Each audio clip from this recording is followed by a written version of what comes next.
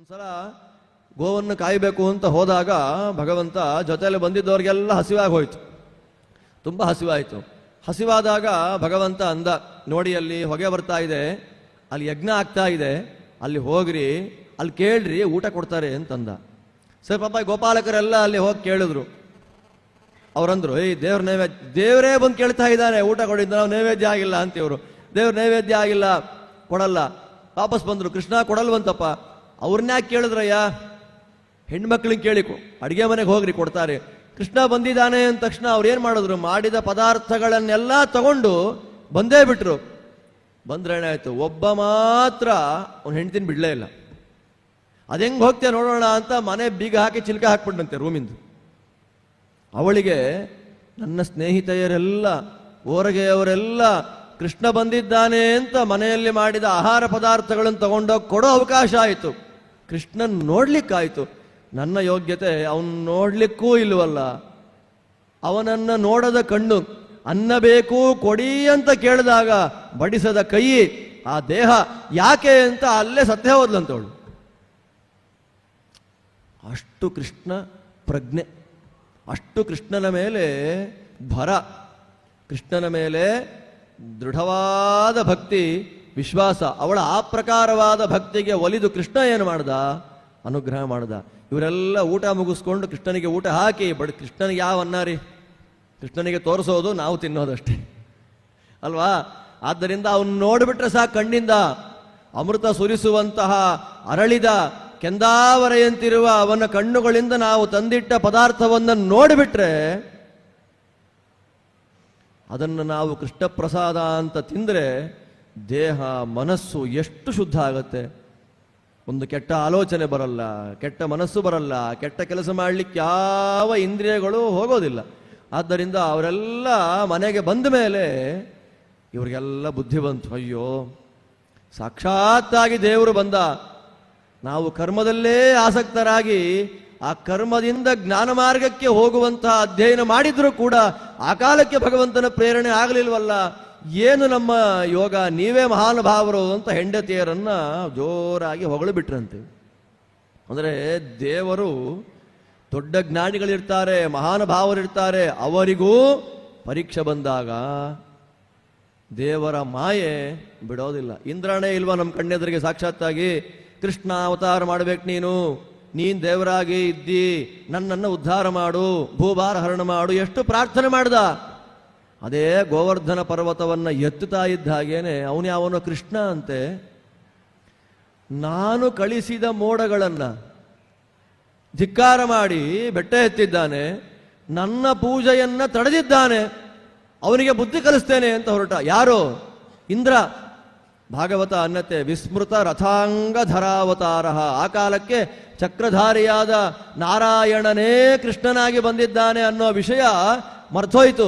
ದೇವರಿಗೆ ಅದೇ ಬೇಕಾಗಿತ್ತು. ಭಕ್ತರು ದಾರಿ ತಪ್ತಾ ಇದ್ದಾರೆ ಅಂತಂದ್ರೆ ಸರಿ ಮಾಡೋದೇ ಭಗವಂತನ ಅವತಾರದ ಒಂದು ಉದ್ದೇಶ. ಬೆಟ್ಟ ಎತ್ತುತ್ತಾ ಇದ್ದ ಹಾಗೇನೆ ಇಲ್ಲಿ ಅದು ಮೇಲಿನ ಕಥೆ. ಕೆಳಗಿನ ಕಥೆ ಏನಾಯ್ತು, ಎಲ್ಲ ನಿಂತ್ಕೊಂಡ್ರು. ಸ್ಟಾರ್ಟಿಂಗಲ್ಲಿ ಏನು ಹುಮ್ಮಸ್ಸು, ನಮ್ಮ ಹುಡುಗ ಬೆಟ್ಟ ಎತ್ತುಬಿಟ್ಟ ಅಂತ ನೋಡ್ತಾ ಇದ್ದ ಹಾಗೆ ಅವ್ರ ಅಮ್ಮನಿಗೆ ಒಂದು ಹೆಮ್ಮೆ, ನಮ್ಮ ಹುಡುಗನೇ ಬೆಟ್ಟ ಎತ್ತಿದ್ದು ಅಂತ. ಅಲ್ಲಿ ತುಂಬ ಚೆನ್ನಾಗಿ ನಿರೂಪಣೆ ಮಾಡ್ತಾರೆ ಭಾಗವತದಲ್ಲಿ. ವಸುದೇವ ಕೃಷ್ಣ, ಇವನು ನಂದ ಕೃಷ್ಣನ್ ನೋಡ್ತಾ ಇಲ್ವಂತೆ, ಸುತ್ತ ನೋಡ್ತಾ ಇದ್ದಾನೆ, ಎಲ್ಲ ಏನು ಮಾಡ್ತಾರೆ ಅಂತ. ನಿನ್ನ ಮಗ ಪರವಾಗಿಲ್ಲ ಕಣಯ್ಯ ಅಂತ. ಆದರೆ ಕೃಷ್ಣನ ಜೊತೆಯಲ್ಲೇ 24 ಗಂಟೆ ಓಡಾಡ್ಕೊಂಡಿದ್ದ, ಆಟಾಡ್ತಾ ಇದ್ದಂತಹ ಎಲ್ಲ ಗೋಪಾಲಕರಿಗೆ ಜಲಸಿ.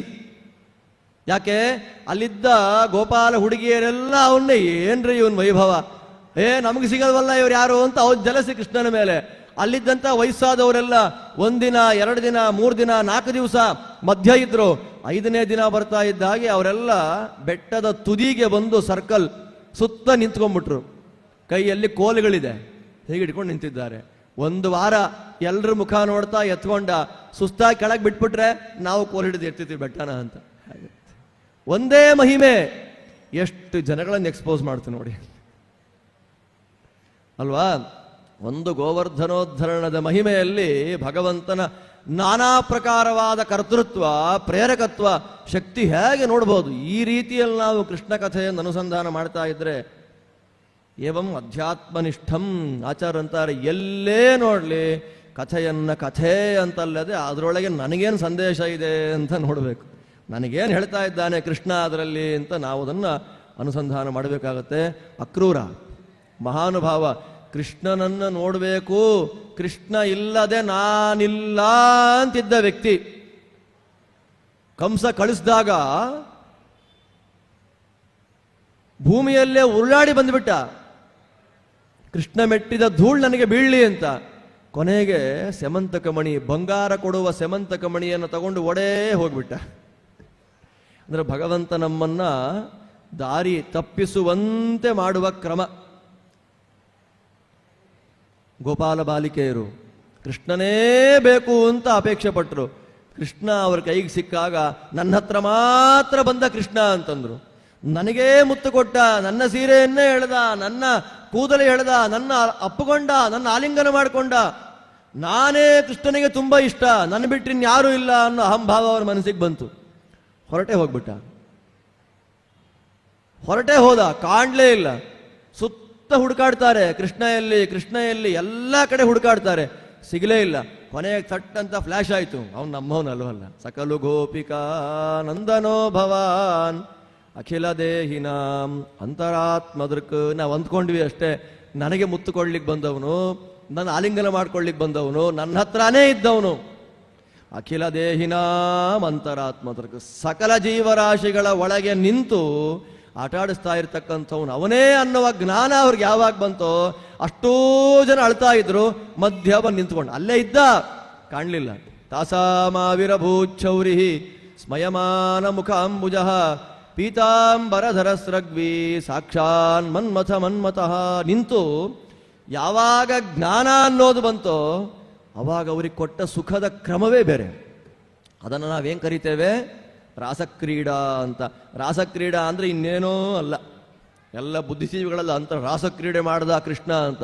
ರಾಸಕ್ರೀಡೆ ಅಂದರೆ ಇನ್ನೇನೋ ಅಲ್ಲ, ಅದು ಸುತ್ತಲೂ ನಿಂತ್ಕೊಳ್ಬೇಕು. ಯಾರು? ಹೆಣ್ಣು ಮಕ್ಕಳು, ಗಂಡು ಮಕ್ಕಳೆಲ್ಲ. ಹೆಣ್ಣು ಮಕ್ಕಳು ಅವರವರ ಕುತ್ತಿಗೆ ಮೇಲೆ ಕೈ ಹಾಕೊಂಡಿರ್ಬೇಕು, ಗಂಡಸರು ಕೈ ಹಿಡ್ಕೊಂಡಿರ್ಬೇಕು. ಅಲ್ಲೊಬ್ಬ ಹಾಡು ಹೇಳ್ತಾ ಇರ್ತಾನೆ, ತಾಳ ತಡ್ತಾ ಇರ್ತಾನೆ, ಆ ಲಯಕ್ಕೆ ಕ್ರಮವಾಗಿ ತಿರುಗ್ತಾ ಡ್ಯಾನ್ಸ್ ಮಾಡಬೇಕು. ನಟೈಹೇ ಗೃಹೀತ ಕಂಠೀನಾಂ ಅನ್ಯೋನ್ಯಾತ್ತ ಕರಶ್ರಿಯಾಂ ನರ್ತಕೀನಾಂ ಭವೇದ್ ರಾಸಃ ಮಂಡಲೀಭೂಯ ನರ್ತನಂ ಅಂತ. ಸುತ್ತ ನಾವು ಸಂಕೀರ್ತನೆ ಮಾಡ್ತೀವಲ್ಲ ಇಲ್ಲಿ ಉತ್ಸವ ಆಗುವಾಗ, ಅದನ್ನೇ ಹುಡುಗ ಹುಡುಗಿಯರು ನಿಂತ್ಕೊಂಡು ಕ್ಲೀನಾಗಿ ಒಂದು ರಾಗಕ್ಕೆ ತಾಳಕ್ಕೆ ಸಮನಾಗಿ ಸುತ್ತ ಡ್ಯಾನ್ಸ್ ಮಾಡಿದ್ರೆ ಅದನ್ನ ರಾಸ ನೃತ್ಯ ಅಂತ ಕರೀತಾರೆ. ಕೃಷ್ಣ ಮಾಡಿದ್ದೇನು? ರಾಸಲೀಲ. ಇಲ್ಲಾದ್ರೆ ಒಂದು ಹುಡುಗಿಗೆ ಒಂದು ಹುಡುಗ, ಒಂದು ಹುಡುಗಿಗೆ ಒಂದು ಹುಡುಗ. ಅಲ್ಲಿ ಹಾಗಲ್ಲ, ಹುಡುಗಿಯರು ತುಂಬಾ ಜನ ಇದ್ದಾರೆ, ಒಬ್ಬನೇ ಕೃಷ್ಣ ನೂರಾರು ರೂಪದಿಂದ ತಿರುಗ್ತಾ ಇದ್ದಾನೆ. ಆದ್ದರಿಂದ ಅದು ರಾಸ ಕ್ರೀಡಾ ಅಂತ ಆಯ್ತು.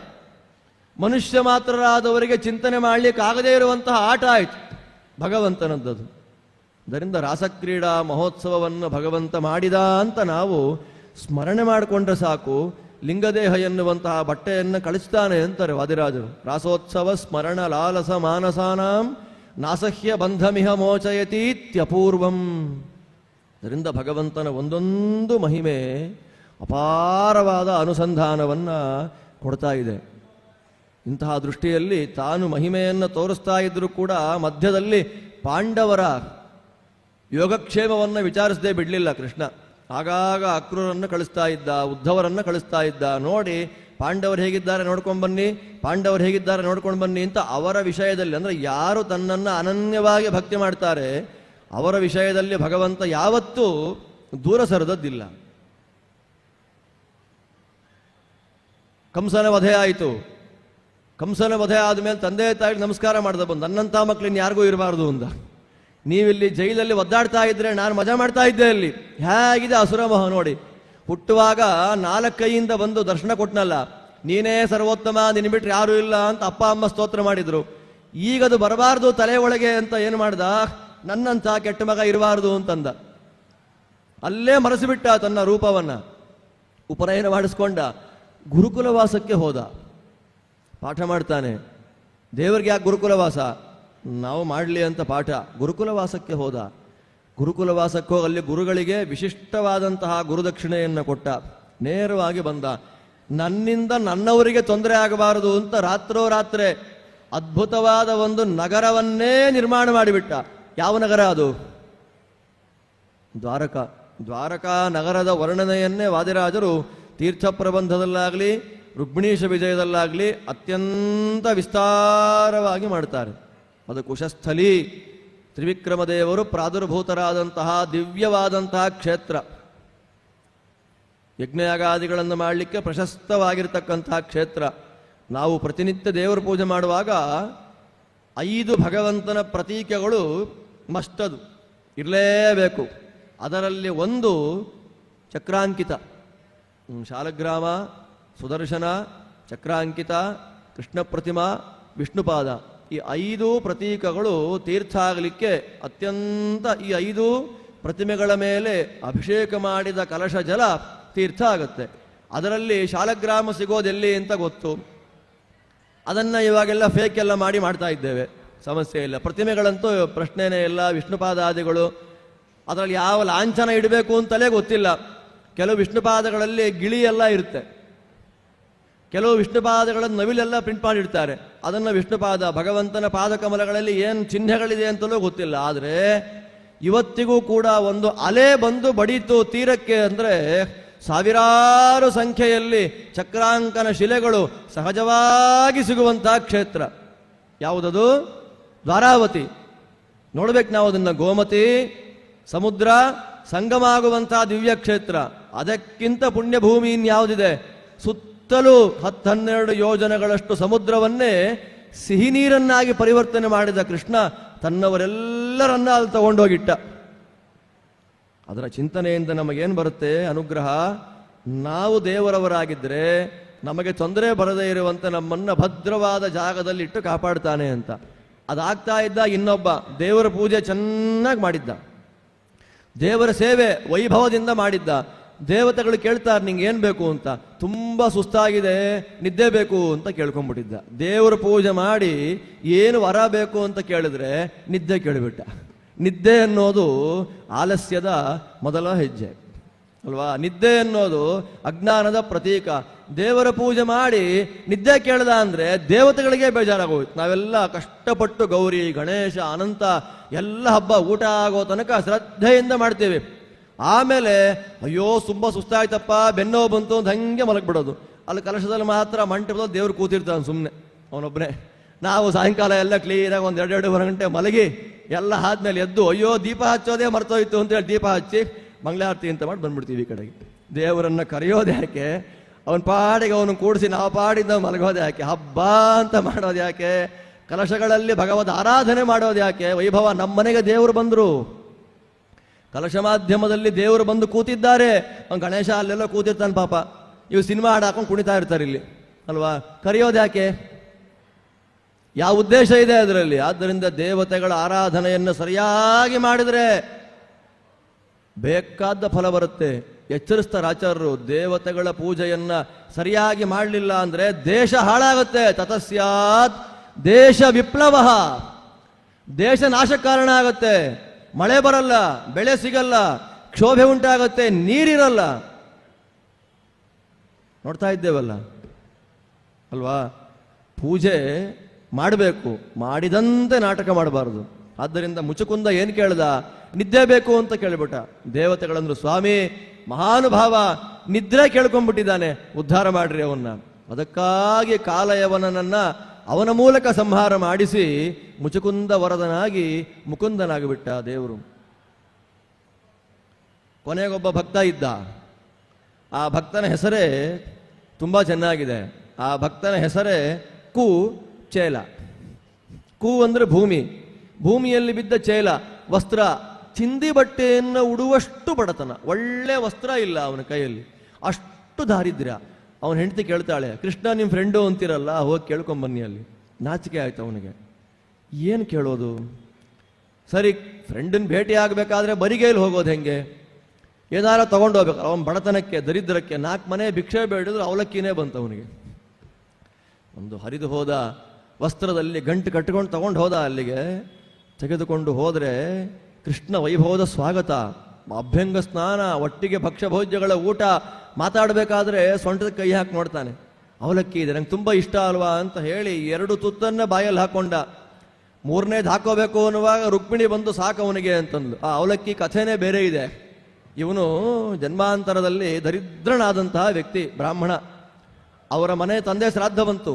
ದೊಡ್ಡವ್ರನ್ನ ಕೇಳ್ತಾನೆ, ಸ್ವಾಮಿ ನಾಳೆ ತಂದೆ ಶ್ರಾದ್ದ ಇದೆ, ದರಿದ್ರ, ನನಗೇನೂ ಇಲ್ಲ, ಏನು ಮಾಡಬೇಕು ಅಂತ ಕೇಳಿದ್ದಕ್ಕೆ, ಇನ್ನೇನು ಮಾಡಬೇಡಪ್ಪ ನೀನು, 4 ಮನೆ ಭಿಕ್ಷೆ ಕೇಳು, ಅಲ್ಲಿ ಏನು ಸಿಗತ್ತೆ ಪದಾರ್ಥ ತಂದು ಶ್ರಾದ್ದ ಮಾಡು ಅಂತ. ಸಾಸಿವೆನೇ ಬಂತು ಅವನಿಗೆ. ಸಾಸಿವೆಯಲ್ಲೇ ಶ್ರಾದ್ದ, ಊಟವೂ ಸಾಸಿವೆಯೇ. ಪಿತೃದೇವತೆಗಳ ಪರಮಾನುಗ್ರಹದಿಂದ ಒಳ್ಳೆ ಶ್ರೀಮಂತಿಕೆ ಬಂತು. ನೆಕ್ಸ್ಟ್ ಇಯರ್ ಬುದ್ಧಿ, ಹೋದ ವರ್ಷ ತಂದೆ ಶ್ರಾದ್ದವನ್ನ ಇಷ್ಟು ಸಾಸಿವೆಯಲ್ಲಿ ಮಾಡಿದ್ದಕ್ಕೆ ಇಷ್ಟು ಹಣ ಬಂತಲ್ಲ, ಈಗ ಕ್ವಿಂಟಾಲ್ ಗಟ್ಟಲೆ ಸಾಸಿವೆಯಲ್ಲಿ ಶ್ರಾದ್ದ ಮಾಡಿದ್ರೆ ಇನ್ನೆಷ್ಟು ಸಂಪತ್ತು ಬರುತ್ತೆ ಅಂತ ಬ್ರಾಹ್ಮಣರನ್ನ ಊಟಕ್ಕೆ ಕರೆದು ಬರೀ ಸಾಸಿವೆಯಲ್ಲೇ ಮಾಡಿಬಿಟ್ಟ. ಶಾಪ ಕೊಟ್ಟರು.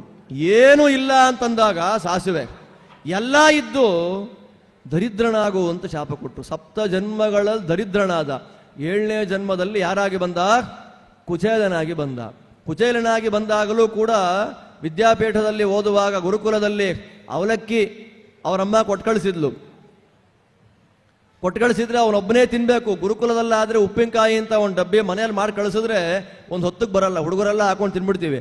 ಆ ಕ್ರಮ, ಆ ಗುರುಕುಲದ ವೈಭವ ಅಂದ್ರೆ ಹಾಗೆ. ಇಲ್ಲಿ ನೋಡಿದ್ರೆ 25 ಜನ ಹುಡುಗರಿದ್ದಾರೆ, ಇಷ್ಟು ಹಿಡಿ ಅವಲಕ್ಕಿ ಹಂಚಿಕೊಟ್ಟು ತಿಂದ್ರೆ ನನಗೆ 2 ಕಾಳು ಬರಲ್ಲ ಅಂತ ಅವನು ಏನ್ ಮಾಡಿದ್ದ?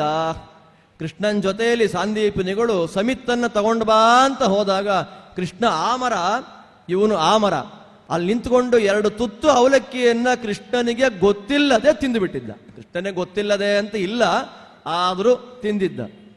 ಅದಕ್ಕಾಗಿ ಏನಾಯಿತು? ಒಳ್ಳೆ ಅಧ್ಯಯನ ಮಾಡಿದ್ದ, ಒಳ್ಳೆ ಪಂಡಿತನಾಗಿದ್ದ, ದಾರಿದ್ರೆ ಹೋಗಲಿಲ್ಲ. ಆ 2 ಹಿಡಿ ಅವಲಕ್ಕಿ ಕೃಷ್ಣನೇ ತಿನ್ಬೇಕಾಯಿತು. ತಿಂದ ಮೇಲೆ ಭಗವಂತ ಎಂಥ ಸಂಪತ್ತು ಕೊಟ್ಟ ಅವನಿಗೆ ಅಂತ ನಮಗೆ ಗೊತ್ತಿದೆ. ವೈಭವದ ಸಿರಿ ಸಂಪದದ ಜೊತೆಯಲ್ಲಿ ಅವನ ತತ್ವಜ್ಞಾನವನ್ನು ಕೊಟ್ಟ ದೇವರು. ಇದೆಲ್ಲದರ ಸಾರಾಂಶ ಒಂದೇ. ನಾವು ಅವನನ್ನು ಹೇಗೆ ನೋಡ್ತೇವೋ ಅವ ನಮ್ಮನ್ನು ಹಾಗೆ ನೋಡ್ತಾನೆ. ಅದು ಬಿಟ್ಟು ಬೇರೆ ಮಾರ್ಗ ನಮ್ಮಲ್ಲಿಲ್ಲ. ಪಾಂಡವರ ವೈಭವದ ಚರಿತ್ರೆಗಳು, ಪಾಂಡವರನ್ನು ಹೇಗೆ ಕಾಪಾಡಿದ ಭಗವಂತ ಕುಂತಿ ಹೇಳ್ತಾಳೆ, ವಿಷದಿಂದ, ಅಗ್ನಿಯಿಂದ, ಬೆಂಕಿಯ ಅರಮನೆಯಿಂದ, ಎಲ್ಲದರಿಂದ ಸ್ವಾಮಿ ಅಲ್ಲಲ್ಲಲ್ಲಲ್ಲಲ್ಲಿ ಬಂದು ನಮ್ಮನ್ನು ಉದ್ಧಾರ ಮಾಡಿದ್ಯಲ್ಲಪ್ಪ. ಆದ್ದರಿಂದ ಕೃಷ್ಣ, ನಿನಗೆ ಪ್ರತಿ ಇಂಟರ್ವಲ್ ಜೀವನದಲ್ಲಿ ಸುಖ ಬೇಕೋ ದುಃಖ ಬೇಕೋ ಅಂತ ಕೇಳಿದ್ರೆ ನಾನು ದುಃಖವನ್ನೇ ಆಯ್ಕೆ ಮಾಡ್ಕೊಂತೀನಪ್ಪ. ವಿಪದಃ ಸಂತುನ ಶಶ್ವತ್. ಅವಾಗ ನನ್ನ ಜೀವನದ ಪ್ರತಿಯೊಂದು ಹಂತದಲ್ಲಿ ಕಷ್ಟ ಬರ್ತಾ ಇರಲಿ, ನಿನ್ನ ಸ್ಮರಣೆ ಬರ್ತಾ ಇರಲಿ. ಕಷ್ಟ ಬಂದಾಗ ಸ್ಮರಣೆಗೆ ಒಲಿದ ನಿನ್ನ ದರ್ಶನ. ಆದ್ದರಿಂದ ಸ್ವಾಮಿ ಕಷ್ಟ ಕೊಡು. ನಾವು ಯಾರು ಕನಸಿನಲ್ಲೂ ಕೇಳಲ್ಲ, ಅದು ಯೋಗ್ಯರ ಯೋಗ್ಯತೆ ಇದು. ಆದ್ದರಿಂದ ಸ್ವಾಮಿ ಕೃಷ್ಣ, ಅವನ ವೈಭವ ಇಷ್ಟೇ. ಭಕ್ತರೆಲ್ಲಿದ್ದಾರೆ ಅಲ್ಲಿ ಬಂದು ಅವರನ್ನು ಉದ್ಧಾರ ಮಾಡುವಂಥದ್ದು. ಅದಾದ ನಂತರದಲ್ಲಿ ಇದು ಅನುಗ್ರಹ ಮಾಡಿದ ಒಂದು ಮುಖ. ಇನ್ನೊಂದು ಮುಖ ಉದ್ಧವನನ್ನು ನಿಮಿತ್ತ ಮಾಡಿಕೊಂಡು ಲೋಕಕ್ಕೆ ತತ್ವಜ್ಞಾನವನ್ನು ಪಾಠ ಮಾಡಿದ ಮುಖ. 11ನೇ ಸ್ಕಂದ ಭಾಗವತ. ಅದರ ಪ್ರತಿಯೊಂದು ಶ್ಲೋಕಕ್ಕೂ ವ್ಯಾಖ್ಯಾನ ಮಾಡಿದ್ದಾರೆ ಆಚಾರ್ಯರು, ಒಂದು ಶ್ಲೋಕವನ್ನು ಬಿಟ್ಟಿಲ್ಲ. ಅಷ್ಟು ವಿಸ್ತಾರವಾದಂತಹ ಭಾಗ ಏಕಾದಶ ಸ್ಕಂದ ಭಾಗವತ. ಅಂತಹ ಸ್ವಾಮಿ ಕೃಷ್ಣನ ವೈಭವದ ಚರಿತ್ರೆ ಮೊದಲಿಂದ ಕೊನೆಯ ತನಕ ನಿರೂಪಿತವಾಗತಕ್ಕಂತಹ ಭಾಗವೇ ಶ್ರೀಮದ್ ಭಾಗವತ. ಅದರ ಒಂದೊಂದು ಅಕ್ಷರದ ಶ್ರವಣ, ಅದರ ಒಂದೊಂದು ಅಕ್ಷರದ ಮನನ, ಚಿಂತನ, ಕೀರ್ತನ, ಗಾಯನ, ಅದೆಲ್ಲವೂ ನಮ್ಮ ಸಂಸಾರವನ್ನು ನಾಶ ಮಾಡಲಿಕ್ಕೆ ಸಾಧನವಾಗುವಂಥದ್ದು. ಒಂದು ಚಿಕ್ಕ ಕಥೆಯನ್ನು ಹೇಳಿ ನಾನು ಸಪ್ತಾಹವನ್ನು, ಉಪನ್ಯಾಸವನ್ನು ಮುಗಿಸ್ಬಿಡ್ತೇನೆ. ದೇವಕಿ ದೇವಿಗೆ ಯಶೋದೆಯ ಆ ಬಾಲಲೀಲೆಯ ವೈಭವ ನೋಡಿ ಕೇಳಿ ಇವಳಿಗೆ ಆಸೆ ಆಯಿತು. ಕೃಷ್ಣನಿಗೆ ಅವಾಗಲೇ 75-80 ಆಗಿದೆ. ಕೃಷ್ಣ, ನಿನಗೆ ಒಂದಿನ ಹಾಲು ಕುಡಿಸ್ಲಿಕ್ಕೆ ಆಗಲಿಲ್ವಲ್ಲಪ್ಪ, ನಿನ್ನ ಬಾಲಲೀಲೆ ನೋಡ್ಲಿಕ್ಕೆ ಆಗ್ಲಿಲ್ವಲ್ಲೋ. ಕಣ್ಣಲ್ಲಿ ನೀರು ಹಾಕೊಂಡ್ಲು. ಯಾಕಮ್ಮ, ನಾ ಇದೀನಲ್ಲ. Scene change. 4ನೇ ದಿನ ಸಡನ್ನಾಗಿ ಒಂದು ಚಿಕ್ಕ ಮಗು, ಬಟ್ಟೆನೇ ಹಾಕೊಂಡಿಲ್ಲ ಮೈ ಮೇಲೆ, ನೀಲಿ ಬಣ್ಣ, ಓಡಿ ಬಂತು. ಅಮ್ಮ ಹಾಲು ಕುಡಿಸು ಅಂತ ಹೇಳಿತು. ಮನದುಂಬಿ ಹಾಲು ಕುಡಿಸಿದ್ಲು, ಮುದ್ದು ಮಾಡಿದ್ಲು, ಅಲಂಕಾರ ಮಾಡಿದ್ಲು. ಯಶೋದೆಗೆ ಏನೇನು ಆಟ ತೋರಿಸಿದ್ದ ಅದೆಲ್ಲ ತೋರಿಸಿಬಿಟ್ಟ. ಇಲ್ಲ ಮನೆಯವರು ಇಷ್ಟೊತ್ತಾದರೂ ಬಂದಿಲ್ವಲ್ಲ ಅಂತ ರುಕ್ಮಿಣೀ ದೇವಿ ಬರ್ತಾ ಇದ್ದಾಳೆ, ಕಿಟಕಿಯಿಂದ ನೋಡ್ತಾಳೆ. ಅತ್ತೆ ಯಾವುದೋ ಚಿಕ್ಕ ಮಗು ಜೊತೆ ಆಟ ಆಡ್ತಾ ಇದೆ. ತುಂಬ ಸಂತೋಷ, ಎಂಥ ಮಗು ರೀ ಅದು, ನಂಗೆ ನಿತ್ಯ ಬೇಕಲ್ಲ ಮಗು ಅಂತ ಚಿಂತನೆ ಮಾಡಿಕೊಂಡ್ರೆ ಅದೃಶ್ಯ ಗೊತ್ತಾಯಿತು, ನಮ್ಮ ಮನೆಯವ್ರದ್ದೇ ಬಾಲರೂಪ ಅದು. ತಕ್ಷಣ ಕೇಳಿದ್ಲು, ಸ್ವಾಮಿ ನನಗೆ ಆ ರೂಪ ಬೇಕಲ್ಲ, ಇಲ್ಲಿ ಇದೀನಲ್ಲ, ಬೇಡವಾದ್ರೆ ಅದೇ ಬೇಕು ನನಗೆ. ಭಗವದ್ ರೂಪಗಳಿಗೆ ಭೇದ ಇಲ್ಲ, ಆದರೂ ನಂಗೆ ಅದೇ ಬೇಕು ಅಂತಂದು. ಹಾಗೆ ಆಗಲಿ ಅಂತ ವಿಶ್ವಕರ್ಮನನ್ನು ಕರೆಸಿ ಮೊಸರಿನ ಭಾಂಡವನ್ನು ಒಡೆಯುವ ಕಡಗೋಲು ಹಗ್ಗವನ್ನು ಹಿಡಿದ ತನ್ನ ಬಾಲ ರೂಪದ ಪ್ರತಿಮೆ ನಿರ್ಮಾಣ ಮಾಡಿಸಿದ. ರುಕ್ಮಿಣೀ ದೇವಿ ಕೊಟ್ಟ ಉಪಾಯನವಾಗಿ ನಿತ್ಯ ಅವಳದಕ್ಕೆ ಅಭಿಷೇಕ, ಪೂಜೆ, ಅಲಂಕಾರ, ಅವಳಿಗೆ ಏನೇನು ಬೇಕೋ ಅಲ್ವಾ. ನೋಡಿ, ಗಂಡನ ಚಿಕ್ಕ ಮಗುವಿನ ರೂಪಕ್ಕೆ ಅಲಂಕಾರ ಮಾಡುವ ಭಾಗ್ಯ ಅವಳಿಗಲ್ದೆ ಇನ್ಯಾರಿಗೆ ಮಾಡ್ತಾ ಇದ್ದಾಳೆ. ಕೊನೆಗೆ ಅವತಾರ ಸಮಾಪ್ತಿ ಮಾಡೋ ಕಾಲಕ್ಕೆ ಅರ್ಜುನ ಅದನ್ನು ತಗೊಂಡು ಗೋಪಿ ಹೃದಯದಲ್ಲಿ ಹಾಕಿ ಹೋಗಿದ್ದ. ಆ ಸಾಯಾಂತ್ರಿಕರೆಲ್ಲ ಬರುವ ಸಂದರ್ಭದಲ್ಲಿ ಇಲ್ಲಿಯೇ ಪಡುಗಡದ ತೀರದಲ್ಲಿ ಅದು ಮುರಿದಿದೆ. ಮುರಿದಾಗ ವಾಯುದೇವರ ಅವತಾರಭೂತರಾದ ನಮ್ಮೆಲ್ಲರ ಗುರುಗಳಾದ ಆಚಾರ್ಯರಿಗೆ ನಾ ಇಲ್ಲಿದ್ದೇನೆ ಅಂತ ತೋರಿಸಿದ. ಹೋದರು, ತಂದರು, ಮಧ್ವ ಸರೋವರದಲ್ಲಿ ಇಟ್ಟರು. ಆ ದ್ವಾರಕೆಯ ಕೃಷ್ಣನನ್ನ ತೊಳೆದ ಮೇಲೆ ಶಿಷ್ಯರಿಗೆ ತನ್ನಿ ಪ್ರತಿಷ್ಠೆ ಮಾಡಬೇಕು ನಾನು ಅಂತಂದಾಗ ತ್ರಿಂಶದುದ್ಯತ ನರೈರ್ ಸುದುರ್ಧರ, ಆಚಾರ್ಯರ 30 ಮಂದಿ ಯುವ ಶಿಷ್ಯರು ಮಹಾಪ್ರಯತ್ನ ಪಟ್ಟರು, ತೆಗಿಲಿಕ್ಕಾಗಲಿಲ್ಲ. ಯಾಕೆ? ಆಚಾರ್ಯರ ಕರಸ್ಪರ್ಶದಿಂದ ಭಗವಂತನ ಅನಂತ ಸನ್ನಿಧಾನ ಅಭಿವ್ಯಕ್ತವಾಗಿದೆ. ಆ ಪ್ರತಿಮೆಯನ್ನ ಲೀಲೆಯ ಚಿಕ್ಕ ಮಗುವನ್ನು ತರುವಂತೆ ತಂದು ಪಶ್ಚಿಮಾಭಿಮುಖವಾಗಿ ಇಲ್ಲಿ ಪ್ರತಿಷ್ಠೆಯನ್ನು ಮಾಡಿಟ್ಟಿದ್ದಾರೆ. ಆ ದ್ವಾರಕೆಯ ಕೃಷ್ಣ ಮಥುರೆಯಲ್ಲಿ ಹುಟ್ಟಿ ಗೋಕುಲದಲ್ಲಿ ಬಾಲಲೀಲೆ ತೋರಿಸಿ ವೃಂದಾವನಾದಿಗಳಲ್ಲಿ ಆಟಾಡಿ ಮತ್ತೊಮ್ಮೆ ದ್ವಾರಕೆಯಲ್ಲಿ ಓಡಾಡಿ ತಾಯಿಗೋಸ್ಕರವಾಗಿ ಬಾಲರೂಪವನ್ನು ತೋರಿಸಿದವನೇ ಆ ದ್ವಾರಕೆಯ ಕೃಷ್ಣನೇ ಇಲ್ಲಿ ಬಂದು ನಿಂತಿದ್ದಾನೆ. ದ್ವಾರಾವತೀಂ ಸಕಲ ಭಾಗ್ಯವತೀಂ ಉಪೇಕ್ಷ್ಯ ಗೋಪಾಲ ಬಾಲ ಲಲನಾಕರ ಪೂಜನಂಚ ವಾರ್ಜಿಂ ವಧೂಗೃಹಮತೀತ್ಯ ಸಮಧ್ವನಾಥೋ ಯತ್ರಾಸ್ತಿ ತತ್ ರಜತಪೀಠಪುರಂ ಗರೀಯ. ಆದ್ದರಿಂದ ಅವನ ಸನ್ನಿಧಾನ ವಿಶಿಷ್ಟವಾಗಿರುವ ಈ ಕ್ಷೇತ್ರಕ್ಕಿಂತ ದೊಡ್ಡ ಕ್ಷೇತ್ರ 3 ಲೋಕದಲ್ಲಿ ಯಾವುದಿದೆ ಅಂತ ಪ್ರಶ್ನೆ ಮಾಡಿಕೊಂಡ್ರೆ ಯಾವುದೂ ಇಲ್ಲ. ತದ್ರೂಪ್ಯ ಪೀಠಪುರಂ ಅಪ್ರತಿಮಂತ್ರಿಲೋಕ್ಯಂ ಅಂತಹ ಶ್ರೀಮದ್ ಭಾಗವತ ಪ್ರತಿಪಾದ್ಯನಾದ ಶ್ರೀಕೃಷ್ಣನ ದಿವ್ಯ ತಾಣದಲ್ಲಿ ನಾವೆಲ್ಲರೂ ಕೂಡ ಭಾಗವತದ ಶ್ರವಣವನ್ನು ಮಾಡಿದ್ದೇವೆ. ಆ ಶ್ರವಣಕ್ಕೆ ಸಾಧಕರಾಗಿ ನಮ್ಮ ವೆಂಕಟೇಶ ದಂಪತಿಗಳು ವಿಶೇಷವಾದಂತಹ ಸೇವೆಯನ್ನು ಮಾಡಿದ್ದಾರೆ. ಅವರಿಗೂ ಕೂಡ ವಿಶಿಷ್ಟವಾದಂತಹ ತತ್ವಜ್ಞಾನವನ್ನು ಭಗವಂತ ಕೊಡಲಿ. ಇದೇ ರೀತಿಯಾದ ಭಾಗವತ ಪ್ರಸಾರವನ್ನು ಮಾಡತಕ್ಕಂತಹ ಭಾಗ್ಯವನ್ನು ಅವರಿಗೆ ಭಗವಂತ ಹೆಚ್ಚು ಕೊಡಲಿ. ಅದೇ ರೀತಿಯಲ್ಲಿ ಎಲ್ಲ ಭಕ್ತರು ಕೂಡ ಶ್ರದ್ಧೆಯಿಂದ ಕೇಳಿದ್ದಾರೆ. ಅವರೆಲ್ಲರಿಗೂ ಕೂಡ ಕೃಷ್ಣ ಮುಖ್ಯ ಪ್ರಾಣದೇವರ ವಿಶೇಷವಾದ ಅನುಗ್ರಹವಾಗಲಿ ಅಂತ ಪ್ರಾರ್ಥನೆ ಮಾಡ್ತಾ, ಆಟಾಡಿ ಬೆಳೆದ ಜಾಗದಲ್ಲೇ ಶಾಸ್ತ್ರ ಚಿಂತನೆಯನ್ನು ಕೊಡೋದು ಅಂತಂದರೆ ಅದೊಂದು ಪ್ರೌಡ್ ಫೀಲ್.